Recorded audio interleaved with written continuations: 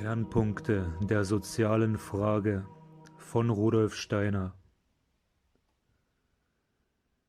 Internationale Beziehungen der sozialen Organismen. Die innere Gliederung des gesunden sozialen Organismus macht auch die internationalen Beziehungen dreigliedrig. Jedes der drei Gebiete wird sein selbstständiges Verhältnis zu den entsprechenden Gebieten der anderen sozialen Organismen haben. Wirtschaftliche Beziehungen des einen Landesgebietes werden zu ebensolchen eines anderen entstehen, ohne dass die Beziehungen der Rechtsstaaten darauf einen unmittelbaren Einfluss haben. Anmerkung: Wer dagegen einwendet, dass die Rechts- und Wirtschaftsverhältnisse doch in Wirklichkeit ein Ganzes bilden und nicht voneinander getrennt werden können, der beachtet nicht, worauf es bei der hier gemeinten Gliederung ankommt. Im gesamten Verkehrsprozess wirken die beiderlei Verhältnisse selbstverständlich als Ganzes. Aber es ist etwas anderes, ob man Rechte aus den wirtschaftlichen Bedürfnissen herausgestaltet oder ob man sie aus den elementaren Rechtsempfindungen herausgestaltet und was daraus entsteht, mit dem Wirtschaftsverkehr zusammenwirken lässt. Weiter im Text. Und umgekehrt, die Verhältnisse der Rechtsstaaten werden sich innerhalb gewisser Grenzen in völliger Unabhängigkeit von den wirtschaftlichen Beziehungen ausbilden. Durch diese Unabhängigkeit im Entstehen der Beziehungen werden diese in Konfliktfällen ausgleichend aufeinander wirken können. Interessenzusammenhänge der einzelnen sozialen Organismen werden sich ergeben, welche die Landesgrenzen als unbeträchtlich für das Zusammenleben der Menschen erscheinen lassen werden. Die geistigen Organisationen der einzelnen Landesgebiete werden zueinander in Beziehungen treten können, die nur aus dem gemeinsamen Geistesleben der Menschheit selbst sich ergeben. Das vom Staate unabhängige, auf sich gestellte Geistesleben wird Verhältnisse ausbilden, die dann unmöglich sind, wenn die Anerkennung der geistigen Leistungen nicht von der Verwaltung eines geistigen Organismus, sondern vom Rechtsstaate abhängt. In dieser Beziehung herrscht auch kein Unterschied zwischen den Leistungen der ganz offenbar internationalen Wissenschaft und denjenigen anderer geistiger Gebiete. Ein geistiges Gebiet stellt ja auch die einem Volke eigene Sprache dar und alles, was sich in unmittelbarem Zusammenhange mit der Sprache ergibt. Das Volksbewusstsein selbst gehört in dieses Gebiet. Die Menschen eines Sprachgebietes kommen mit denen eines anderen nicht in unnatürliche Konflikte, wenn sie sich nicht zur Geltendmachung ihrer Volkskultur der staatlichen Organisation oder der wirtschaftlichen Gewalt bedienen wollen. Hat eine Volkskultur gegenüber einer anderen eine größere Ausbreitungsfähigkeit und geistige Fruchtbarkeit, so wird die Ausbreitung eine gerechtfertigte sein, und sie wird sich friedlich vollziehen, wenn sie nur durch die Einrichtungen zustande kommt, die von den geistigen Organismen abhängig sind. Gegenwärtig wird der Dreigliederung des sozialen Organismus noch der schärfste Widerstand von Seiten derjenigen Menschheitszusammenhänge erwachsen, die aus den Gemeinsamkeiten der Sprachen und Volkskulturen sich entwickelt haben.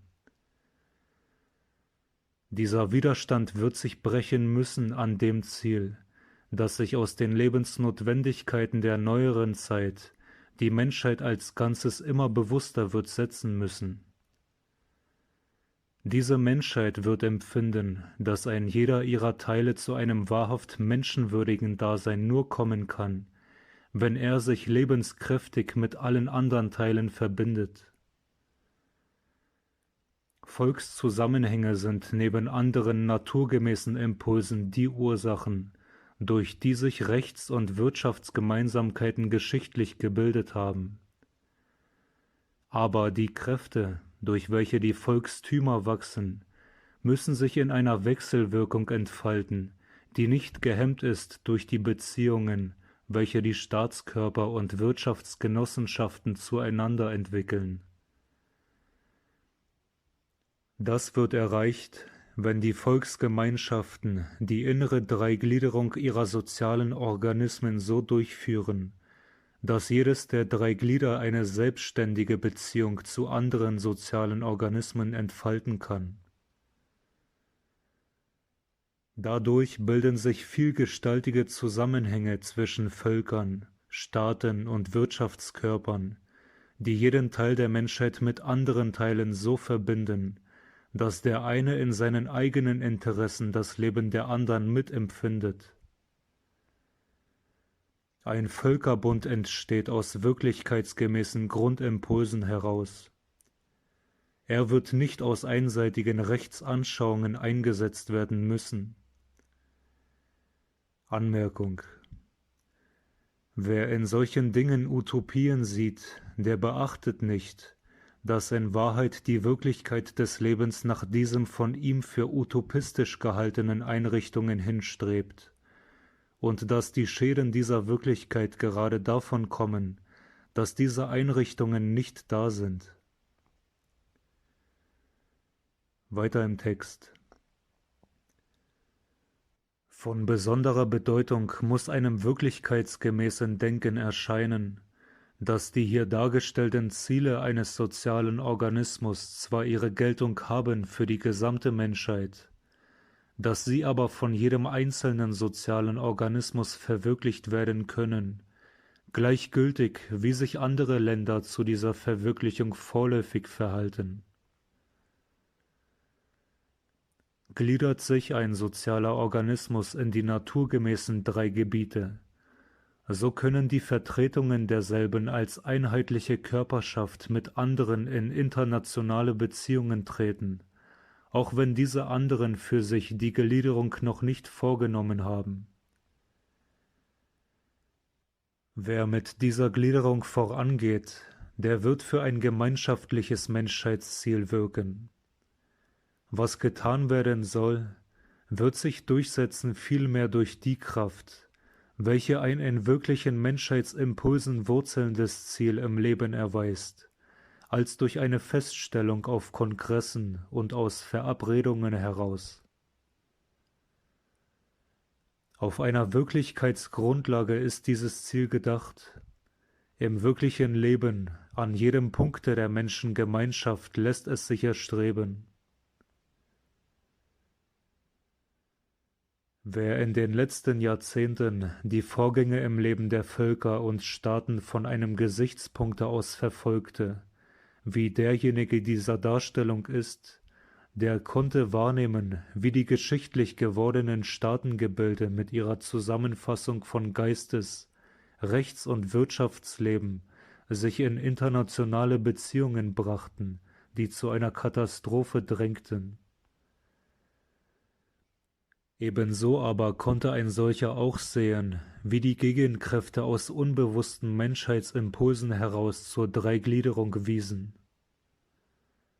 Diese wird das Heilmittel gegen die Erschütterungen sein, welche der Einheitsfanatismus bewirkt hat. Aber das Leben der maßgebenden Menschheitsleiter war nicht darauf eingestellt zu sehen, was sich seit langem vorbereitete. Im Frühling und Sommer 1914 konnte man noch Staatsmänner davon sprechen hören, dass der Friede Europas dank der Bemühungen der Regierungen nach menschlicher Voraussicht gesichert sei. Diese Staatsmänner hatten eben keine Ahnung davon, dass, was sie taten und redeten, mit dem Gang der wirklichen Ereignisse nichts mehr zu tun hatte. Aber sie galten als die Praktiker. Und als Schwärmer galt damals wohl, wer entgegen den Anschauungen der Staatsmänner Anschauungen durch die letzten Jahrzehnte hindurch sich ausbildete, wie sie der Schreiber dieser Ausführungen monatelang vor der Kriegskatastrophe zuletzt in Wien vor einem kleinen Zuhörerkreise aussprach. Vor einem größeren wäre er wohl verlacht worden. Er sagte über das, was drohte, ungefähr das Folgende: Die in der Gegenwart herrschenden Lebenstendenzen werden immer stärker werden, bis sie sich zuletzt in sich selber vernichten werden. Da schaut derjenige, der das soziale Leben geistig durchblickt, wie überall furchtbare Anlagen zu sozialen Geschwürbildungen aufsprossen. Das ist die große Kultursorge, die auftritt für denjenigen, der das Dasein durchschaut. Das ist das Furchtbare, was so bedrückend wirkt und was selbst dann, wenn man allen Enthusiasmus sonst für das Erkennen der Lebensvorgänge durch die Mittel einer geisterkennenden Wissenschaft unterdrücken könnte, einen dazu bringen müsste, von dem Heilmittel so zu sprechen, dass man Worte darüber der Welt gleichsam entgegenschreien möchte. Wenn der soziale Organismus sich so weiterentwickelt, wie er es bisher getan hat, dann entstehen Schäden der Kultur, die für diesen Organismus dasselbe sind, was Krebsbildungen im menschlichen natürlichen Organismus sind. Aber die Lebensanschauungen herrschender Kreise bildete auf diesem Untergrunde des Lebens, den sie nicht sehen konnte und wollte, Impulse aus, die zu Maßnahmen führten, die hätten unterbleiben sollen, und zu keinen solchen, die geeignet waren, Vertrauen der verschiedenen Menschengemeinschaften zueinander zu begründen. Wer glaubt, dass unter den unmittelbaren Ursachen der gegenwärtigen Weltkatastrophe die sozialen Lebensnotwendigkeiten keine Rolle gespielt haben, der sollte sich überlegen, was aus den politischen Impulsen der in den Krieg drängenden Staaten dann geworden wäre, wenn die Staatsmänner in den Inhalt ihres Wollens diese sozialen Notwendigkeiten aufgenommen hätten. Und was unterblieben wäre, wenn man durch solchen Willensinhalt etwas anderes zu tun gehabt hätte, als die Zündstoffe zu schaffen, die dann die Explosion bringen mussten. Wenn man in den letzten Jahrzehnten das schleichende Krebserkranken in den Staatsbeziehungen als Folge des sozialen Lebens der führenden Teile der Menschheit ins Auge fasste, so konnte man verstehen, wie eine in allgemeinen menschlichen Geistesinteressen stehende Persönlichkeit angesichts des Ausdruckes, welche das soziale Wollen in diesen führenden Teilen annahm, schon 1888 sagen musste: Doppelpunkt. Das Ziel ist, die gesamte Menschheit in ihrer letzten Gestaltung zu einem Reiche von Brüdern zu machen, die nur den edelsten Beweggründen nachgehend gemeinsam sich weiter bewegen. Wer die Geschichte nur auf der Karte von Europa verfolgt, könnte glauben, ein gegenseitiger allgemeiner Mord müsse unsere nächste Zukunft erfüllen. Aber nur der Gedanke, dass ein Weg zu den wahren Gütern des menschlichen Lebens gefunden werden müsse, kann den Sinn für Menschenwürde aufrechterhalten.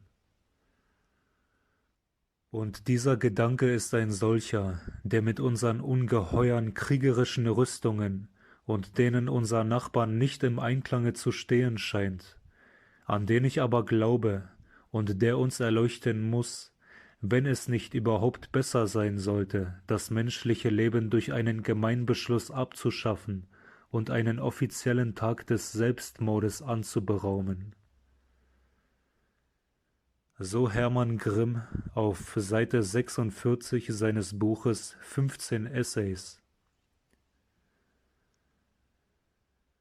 Was waren die kriegerischen Rüstungen anderes als Maßnahmen solcher Menschen, welche Staatsgebilde in einer Einheitsform aufrechterhalten wollten, trotzdem diese Form durch die Entwicklung der neuen Zeit dem Wesen eines gesunden Zusammenlebens der Völker widersprechend geworden ist? Ein solches gesundes Zusammenleben aber könnte bewirkt werden durch denjenigen sozialen Organismus, welcher aus den Lebensnotwendigkeiten der neueren Zeit heraus gestaltet ist. Das österreichisch-ungarische Staatsgebilde drängte seit mehr als einem halben Jahrhundert nach einer Neugestaltung. Sein geistiges Leben, das in einer Vielheit von Völkergemeinschaften wurzelte, verlangte nach einer Form, für deren Entwicklung der aus veralteten Impulsen gebildete Einheitsstaat ein Hemmnis war. Der serbisch-österreichische Konflikt, der am Ausgangspunkte der Weltkriegskatastrophe steht, ist das vollgültigste Zeugnis dafür, dass die politischen Grenzen dieses Einheitsstaates von einem gewissen Zeitpunkte an keine Kulturgrenzen sein durften für das Völkerleben. Wäre eine Möglichkeit vorhanden gewesen, dass das auf sich selbst gestellte, von dem politischen Staate und seinen Grenzen unabhängige Geistesleben sich über diese Grenzen hinüber in eine Art hätte entwickeln können, die mit den Zielen der Völker im Einklange gewesen wäre, dann hätte der im Geistesleben verwurzelte Konflikt sich nicht in einer politischen Katastrophe entladen müssen. Eine dahin zielende Entwicklung erschien allen, die in Österreich-Ungarn sich einbildeten, staatsmännisch zu denken, als eine volle Unmöglichkeit, wohl gar als der reine Unsinn. Deren Denkgewohnheiten ließen nichts anderes zu als die Vorstellung, dass die Staatsgrenzen mit den Grenzen der nationalen Gemeinsamkeit zusammenfallen. Verstehen, dass über die Staatsgrenzen hinweg sich geistige Organisationen bilden können, die das Schulwesen, die andere Zweige des Geisteslebens umfassen, das war diesen Denkgewohnheiten zuwider. Und dennoch, dieses Undenkbare ist die Forderung der neueren Zeit für das internationale Leben. Der praktisch Denkende darf nicht an dem scheinbar Unmöglichen hängen bleiben und glauben, dass Einrichtungen im Sinne dieser Forderung auf unüberwindliche Schwierigkeiten stoßen, sondern er muss sein Bestreben gerade darauf richten, diese Schwierigkeiten zu überwinden. Statt das staatsmännische Denken in eine Richtung zu bringen, welche den neuzeitlichen Forderungen entsprochen hätte, war man bestrebt, Einrichtungen zu bilden, welche den Einheitsstaat gegen diese Forderungen aufrecht erhalten sollten. Dieser Staat wurde dadurch immer mehr zu einem unmöglichen Gebilde, und im zweiten Jahrzehnt des 20. Jahrhunderts stand er davor, für seine Selbsterhaltung in der alten Form nichts mehr tun zu können und die Auflösung zu erwarten, oder das innerlich Unmögliche äußerlich durch die Gewalt aufrecht zu erhalten, die sich auf die Maßnahmen des Krieges begründen ließ. Es gab 1914 für die österreichisch-ungarischen Staatsmänner nichts anderes als dieses. Entweder sie mussten ihre Intentionen in die Richtung der Lebensbedingungen des gesunden sozialen Organismus lenken und dies der Welt als ihren Willen, der ein neues Vertrauen hätte erwecken können, mitteilen. Oder sie mussten einen Krieg entfesseln zur Aufrechterhaltung des Alten. Nur wer aus diesen Untergründen heraus beurteilt, was 1914 geschehen ist, wird über diese Schuldfrage gerecht denken können. Durch die Teilnahme vieler Völkerschaften an dem österreichisch-ungarischen Staatsgebilde wäre diesem die weltgeschichtliche Aufgabe gestellt gewesen, den gesunden sozialen Organismus vor allem zu entwickeln. Man hat diese Aufgabe nicht erkannt. Diese Sünde wider den Geist des weltgeschichtlichen Werdens hat Österreich-Ungarn in den Krieg getrieben. Und das Deutsche Reich? Es ist gegründet worden in einer Zeit, in der die neuzeitlichen Forderungen nach dem gesunden sozialen Organismus ihrer Verwirklichung zustreben. Diese Verwirklichung hätte dem Reich seine weltgeschichtliche Daseinsberechtigung geben können. Die sozialen Impulse schlossen sich in diesem mitteleuropäischen Reiche wie in dem Gebiete zusammen, das für ihr Ausleben weltgeschichtlich vorbestimmt erscheinen konnte. Das soziale Denken, es trat an vielen Orten auf. Im Deutschen Reiche nahm es eine besondere Gestalt an, aus der zu ersehen war, wohin es drängte. Das hätte zu einem Arbeitsinhalt für dieses Reich führen müssen. Das hätte seinen Verwaltern die Aufgaben stellen müssen. Es hätte die Berechtigung dieses Reiches im modernen Völkerzusammenleben erweisen können, wenn man dem neu gegründeten Reiche einen Arbeitsinhalt gegeben hätte, der von den Kräften der Geschichte selbst gefordert gewesen wäre. Statt mit dieser Aufgabe sich ins Große zu wenden, blieb man bei sozialen Reformen stehen, die aus den Forderungen des Tages sich ergaben, und war froh, wenn man im Auslande die Mustergültigkeit dieser Reformen bewunderte. Man kam daneben immer mehr dazu, die äußere Weltmachtstellung des Reiches auf Formen gründen zu wollen, die aus den ausgelebtesten Arten des Vorstellens über die Macht und den Glanz der Staaten herausgebildet waren. Man gestaltete ein Reich, das ebenso wie das österreichisch-ungarische Staatsgebilde dem widersprach, was in den Kräften des Völkerlebens der neueren Zeit sich geschichtlich ankündigte. Von diesen Kräften sahen die Verwalter dieses Reiches nichts. Das Staatsgebilde, das sie im Auge hatten, konnte nur auf der Kraft des Militärischen ruhen. Dasjenige, das von der neueren Geschichte gefordert ist, hätte auf der Verwirklichung der Impulse für den gesunden sozialen Organismus ruhen müssen. Mit dieser Verwirklichung hätte man sich in die Gemeinsamkeit des modernen Völkerlebens anders hineingestellt, als man 1914 in ihr stand. Durch ihr Nichtverstehen der neuzeitlichen Forderungen des Völkerlebens war 1914 die deutsche Politik an dem Nullpunkte ihrer Betätigungsmöglichkeit angelangt. Sie hatte in den letzten Jahrzehnten nichts bemerkt von dem, was hätte geschehen sollen. Sie hatte sich beschäftigt mit allem Möglichen, was in den neuzeitlichen Entwicklungskräften nicht lag und was durch seine Inhaltslosigkeit wie ein Kartengebäude zusammenbrechen musste. Von dem, was sich in dieser Art als das tragische Schicksal des Deutschen Reiches aus dem geschichtlichen Verlauf herausergab, würde ein getreues Spiegelbild entstehen, wenn man sich herbeiließe, die Vorgänge innerhalb der maßgebenden Orte in Berlin Ende Juli und 1. August 1914 zu prüfen und vor die Welt getreulich hinzustellen. Von diesen Vorgängen weiß das In- und Ausland noch wenig. Wer sie kennt, der weiß, wie die deutsche Politik damals sich als die eines Kartenhauses verhielt und wie durch ihr Ankommen im Nullpunkt ihrer Betätigung alle Entscheidung, ob und wie der Krieg zu beginnen war, in das Urteil der militärischen Verwaltung übergehen musste.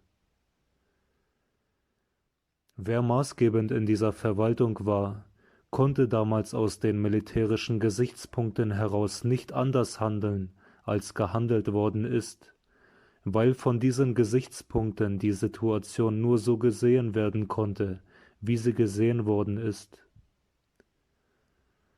Denn außer dem militärischen Gebiet hatte man sich in eine Lage gebracht, die zu einem Handeln gar nicht mehr führen konnte.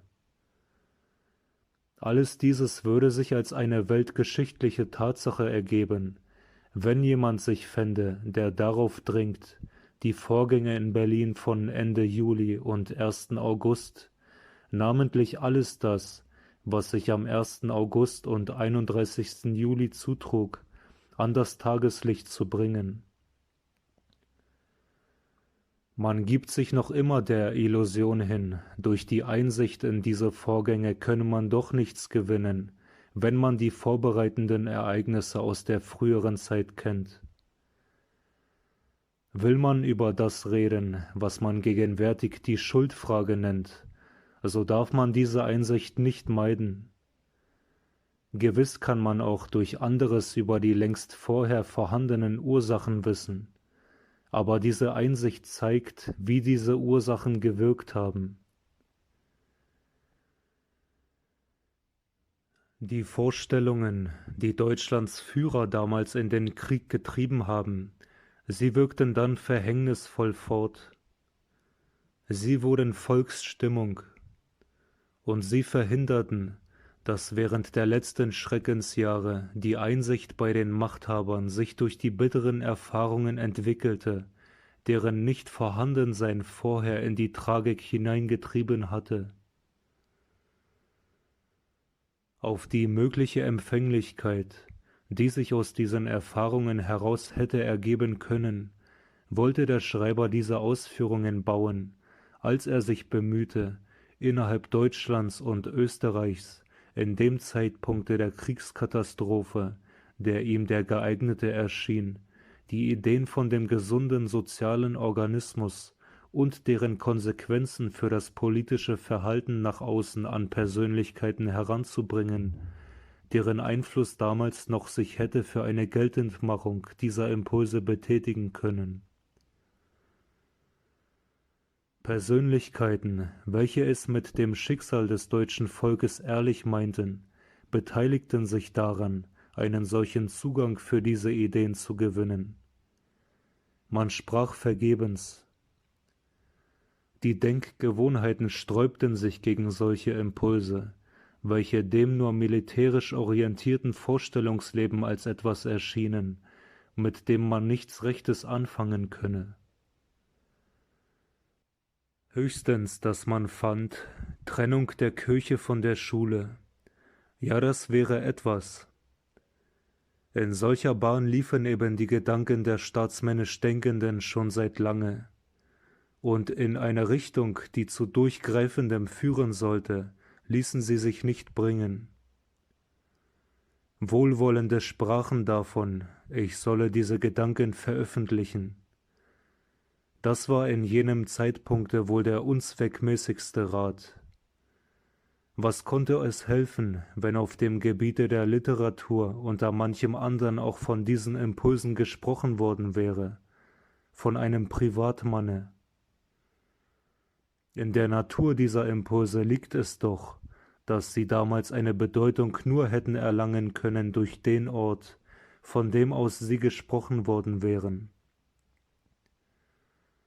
Die Völker Mitteleuropas hätten, wenn von der rechten Stelle im Sinne dieser Impulse gesprochen worden wäre, gesehen, dass es etwas geben kann, was ihrem mehr oder weniger bewussten Drang entsprochen hätte.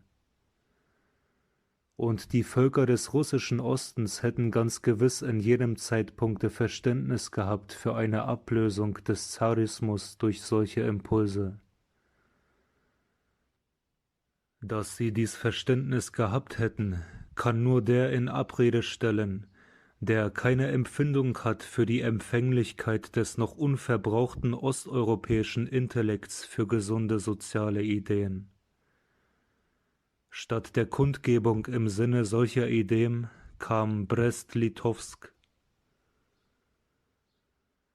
Dass militärisches Denken die Katastrophe Mittel- und Osteuropas nicht abwenden konnte, das vermochte sich nur eben dem militärischen Denken zu verbergen. Dass man an die Unabwendbarkeit der Katastrophe nicht glauben wollte, das war die Ursache des Unglückes des deutschen Volkes. Niemand wollte einsehen, wie man an den Stellen, bei denen die Entscheidung lag, keinen Sinn hatte für weltgeschichtliche Notwendigkeiten. Wer von diesen Notwendigkeiten etwas wusste, dem war auch bekannt, wie die englisch sprechenden Völker Persönlichkeiten in ihrer Mitte hatten, welche durchschauten, was in den Volkskräften Mittel- und Osteuropas sich regte. Man konnte wissen, wie solche Persönlichkeiten der Überzeugung waren, in Mittel- und Osteuropa bereite sich etwas vor, was in mächtigen sozialen Umwälzungen sich ausleben muss.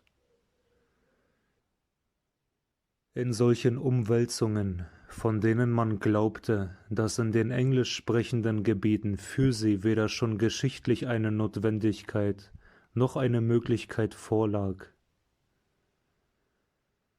Auf solches Denken richtete man die eigene Politik ein. In Mittel- und Osteuropa sah man das alles nicht, sondern orientierte die Politik so, dass sie wie ein Kartengebäude zusammenstürzen musste.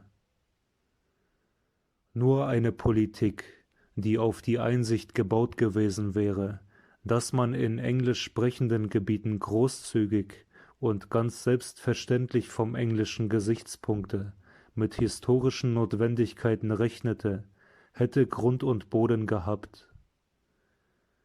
Aber die Anregung zu solcher Politik wäre wohl besonders den Diplomaten als etwas höchst Überflüssiges erschienen. Statt eine solche Politik, die zu gedeihlichen hätte auch für Mittel- und Osteuropa vor dem Hereinbrechen der Weltkriegskatastrophe führen können, trotz der Großzügigkeit der englisch orientierten Politik zu treiben, fuhr man fort, in den eingefahrenen Diplomatengeleisen sich weiter zu bewegen. Und während der Kriegsschrecken lernte man aus bitteren Erfahrungen nicht, dass es notwendig geworden war, der Aufgabe, welche von Amerika aus in politischen Kundgebungen der Welt gestellt worden ist, von Europa aus eine andere entgegenzustellen, die aus den Lebenskräften dieses Europa herausgeboren war. Zwischen der Aufgabe, die aus amerikanischen Gesichtspunkten Wilson gestellt hatte, und derjenigen, die in den Donner der Kanonen als geistiger Impuls Europas hineingetönt hätte, wäre eine Verständigung möglich gewesen. Jedes andere Verständigungsgerede klang vor den geschichtlichen Notwendigkeiten hohl. Aber der Sinn für ein Aufgabenstellen aus der Erfassung der im neueren Menschheitsleben liegenden Keime fehlte denen, die aus den Verhältnissen heraus an die Verwaltung des Deutschen Reiches herankamen. Und deshalb musste der Herbst 1918 bringen, was er gebracht hat. Der Zusammenbruch der militärischen Gewalt wurde begleitet von einer geistigen Kapitulation. Statt wenigstens in dieser Zeit sich aufzuraffen zu einer aus europäischem Wollen herausgeholten Geltendmachung der geistigen Impulse des deutschen Volkes, kam die bloße Unterwerfung unter die 14 Punkte Wilsons. Man stellte Wilson vor ein Deutschland, das von sich aus nichts zu sagen hatte. Wie auch Wilson über seine eigenen 14 Punkte denkt, er kann doch Deutschland nur in dem helfen, was es selbst will. Er musste doch eine Kundgebung dieses Wollens erwarten. Zu der Nichtigkeit der Politik vom Anfange des Krieges kam die andere vom Oktober 1918. Kam die furchtbare geistige Kapitulation, herbeigeführt von einem Manne, auf den viele in den deutschen Landen so etwas wie eine letzte Hoffnung setzten. Unglaube an die Einsicht aus geschichtlich wirkenden Kräften heraus, Abneigung, hinzusehen auf solche aus Erkenntnis geistiger Zusammenhänge sich ergebenden Impulse. Das hat die Lage Mitteleuropas hervorgebracht. Jetzt ist durch die Tatsachen, die sich aus der Wirkung der Kriegskatastrophe ergeben haben, eine neue Lage geschaffen. Sie kann gekennzeichnet werden durch die Idee der sozialen Impulse der Menschheit, so wie diese Idee in dieser Schrift gemeint ist. Diese sozialen Impulse sprechen eine Sprache, der gegenüber die ganze zivilisierte Welt eine Aufgabe hat. Soll das Denken über dasjenige, was geschehen muss, heute gegenüber der sozialen Frage ebenso auf dem Nullpunkt angelangen, wie die mitteleuropäische Politik für ihre Aufgaben 1914 angekommen war. Landesgebiete, die sich von den damals in Frage kommenden Angelegenheiten abseits halten konnten, gegenüber der sozialen Bewegung dürfen sie es nicht. Gegenüber dieser Frage sollte es keine politischen Gegner, sollte es keine Neutralen geben, sollte es nur geben eine gemeinschaftlich wirkende Menschheit, welche geneigt ist, die Zeichen der Zeit zu vernehmen und ihr Handeln nach diesen Zeichen einzurichten. Man wird aus den Intentionen, die in dieser Schrift vorgetragen sind, heraus verstehen, warum der in den folgenden Kapiteln wiedergegebene Aufruf an das deutsche Volk und an die Kulturwelt von dem Schreiber dieser Ausführungen vor einiger Zeit verfasst worden und von einem Komitee, das für ihn Verständnis gefasst hat, der Welt, vor allem den mitteleuropäischen Völkern mitgeteilt worden ist.